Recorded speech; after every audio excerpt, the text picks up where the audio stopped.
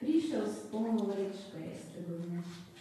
Kupil sladoled planico, ki mu zbujajo spomine, in še piva cel plato, ta vedno dajajo skomine. Prižgal je televizor in poslušal poročila. Spet se v Mariboru 11-nica zgubila. Namazal je debelo plast Gavrilovič paštete, s špricarjem poplaknil za pritisk je 3 tablete. Slišal je, da v Nepalu in Vietnamu so plazovi. Ko se planisam utopi, ljudem izbijajo domovi.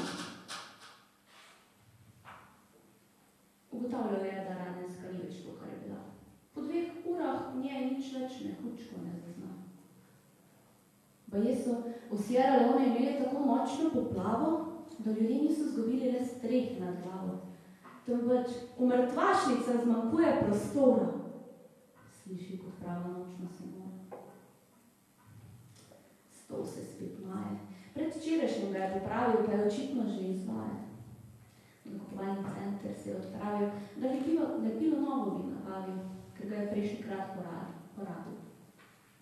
Kupil še platoje piva, lepilo pa pozabil.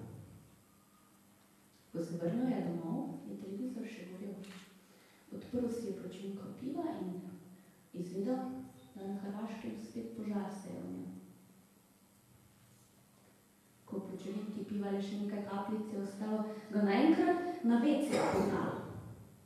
Špricer, sladoled in pir ne grejo skupaj, ti vodovo. Pri srcu spet nekaj zgrabilo ga je. A pravi moški zaradi tega sekira se ne, če šle enkrat se živi. Sosede motil je nočni hrup, pa na dred so ga prišli. Na sporedu je bil polnočni klub. Jožeta pa sredi noči, na školjki, so mrtvega našli. V časopisu ničesar ne bo napisalo.